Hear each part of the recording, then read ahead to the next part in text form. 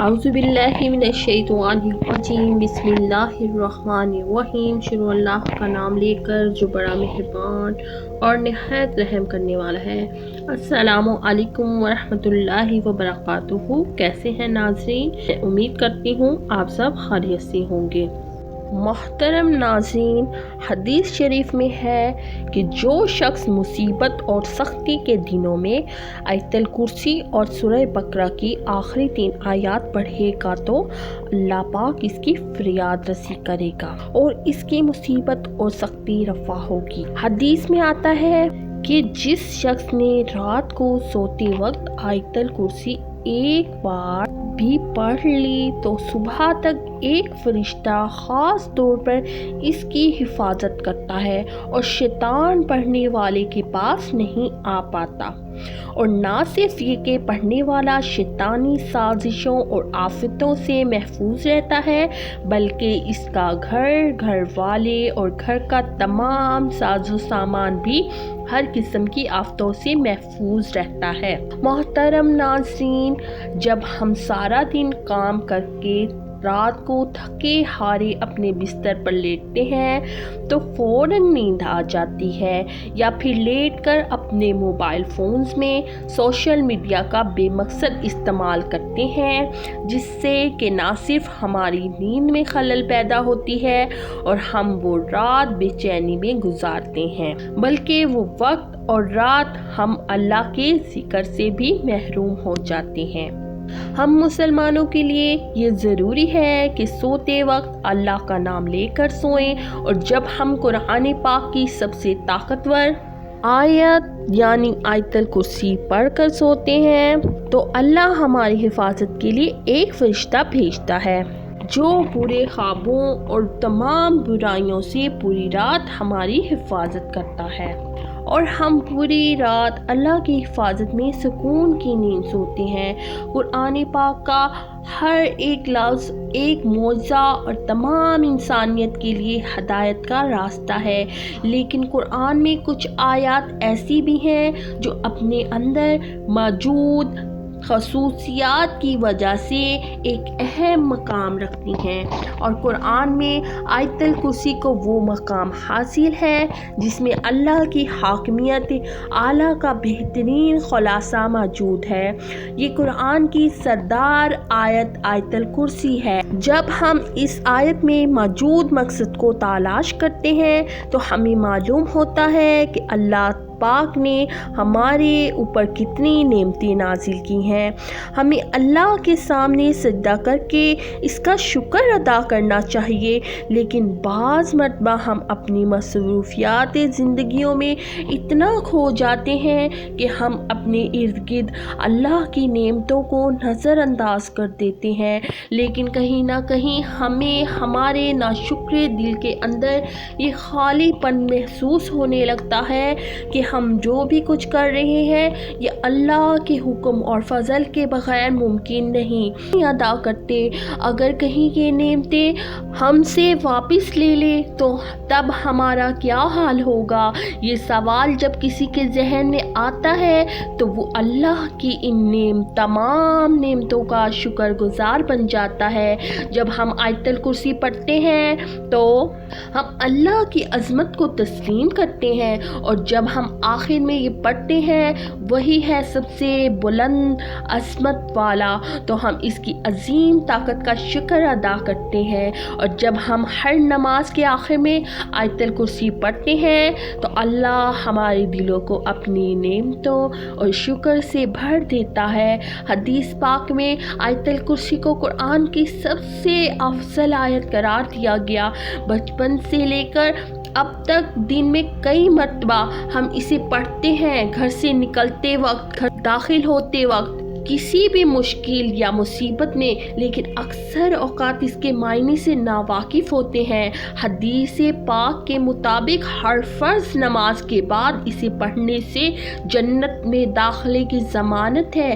جو شخص اسے صبح پڑھے شام تک اللہ کی حفاظت میں رہتا ہے، اور شام کو پڑھنے والا صبح تک حفاظت میں رہتا ہے۔ روایت میں ہے کہ इस अकेली आयत मुबारका के नज़ूल के बाद 30,000 फरिश्ते और बाज़ रवायात के मुताबिक 70,000 फरिश्ते नाजिल हुए थे, जिससे इसकी शान ज़ाहिर होती है। हदीस पाक में है कि रसूलुल्लाह सल्लल्लाहु अलैहि वसल्लम ने फरमाया, मेराज की रात मुझे 3 नूर दिखाई दिए। पूछने पर पता चला कि एक आयतुल कुर्सी, दूसरा सूरह यासीन और तीसरा सूरह इखलास का नूर है। मैंने जब आयतुल कुर्सी के सवाब के मुतल्लिक सवाल किया तो अल्लाह ने कहा, जो इसका पढ़ने वाला होगा वो मेरी ज़रूर ज़ियारत करेगा, ख्वाह एक बार ही तिलावत की हो। हज़रत अली रज़ी अल्लाह ताला अन्हु से मरवी है कि रसूल अल्लाह सल्लल्लाहु अलैहि वसल्लम ने फरमाया, जिसने आयतुल कुर्सी अपने घर में तिलावत की तो 30 दिन तक इसके घर में शैतान नहीं आ सकता और 40 दिन तक जादूगर का जादू असरअंदाज नहीं हो सकता। आयतुल कुर्सी की पहली आयत का इख्तिताम अल्लाह के 2 खूबसूरत नामों पर होता है। अल कय्यूम यानी वो ज़ात जो खुद अपने बल पर कायम है और सबको कायम रखने वाली है और सबको संभालने वाली है। अब हैरत अंगेज़ बात यह है कि इस पहली आयत के पहले जुमले का इस आयत के आखिरी जुमले के साथ एक गहरा ताल्लुक़ है। इस आयत के आखिरी जुमले में फिर से अल्लाह के 2 नाम आए हैं जो इस तरह हैं और वही है सबसे बुलंद अज़मत वाला। इस आयत के दूसरे जुमले में अल्लाह फरमाता है, न इसको ऊँघ आती है और ना नींद। तमाम मखलूक़ात वक्त के साथ सुस्त पड़ जाते हैं, आराम मांगते हैं, नींद चाहते हैं, सोए बगैर नहीं रह सकते और नींद मौत की ही एक सूरत है।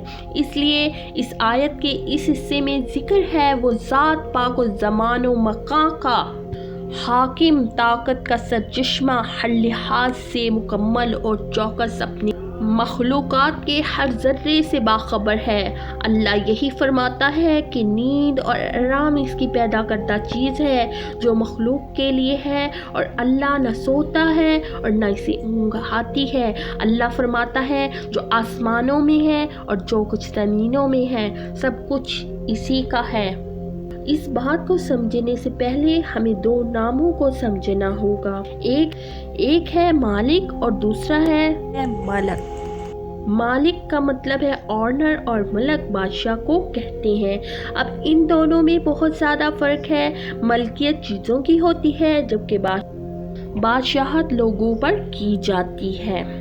इस आयत में अल्लाह फरमाता है कि जो आसमानों में है और जो कुछ ज़मीन में है सब कुछ इसी का है, यानी वो हर चीज़ का जो इसने पैदा किया इसका मालिक है। अब इस आयत के 7वें जुमले में अल्लाह फरमाता है, इसकी कुर्सी सब आसमानों और ज़मीन पर हावी है। जब अल्लाह अपनी कुर्सी की बात कर रहा है तो मतलब कि वो अपनी बादशाहत की बात कर रहा है, इसलिए कि अल्लाह का इरशाद है कि कौन है जो इसके सामने इसकी इजाज़त के बगैर किसी की सिफारिश कर सके। फिर 6ठे जुमले में फरमाता है, और वो इसके इल्म में किसी भी शय का अहाता नहीं कर सकते मगर जितना वो चाहें। अब चौथा और 6ठा जुमला एक दूसरे के साथ मुंसलिक है, यानी पहला जुमला और जुमला नंबर 9, दूसरा और 8वां जुमला, तीसरा और 7वां जुमला, चौथा और 6ठा जुमला एक दूसरे से मुंसलिक है। तो बाकी कौन सा जुमला रह जाता है?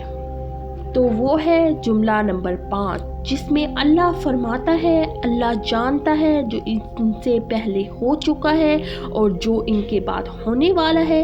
ये जुमला इस आयत के बिल्कुल दरमियान में है, जिससे पहले और जिसके बाद जो कुछ भी अल्लाह ने बयान फरमाया कि वो सब जानता है और इससे कुछ भी छुपा नहीं। अब अल्लाह के सिवा ऐसा कौन कह सकता है? बेशक कुरान अल्लाह के अल्फाज हैं जिसकी एक एक आयत हमारे लिए हदायत का रास्ता है।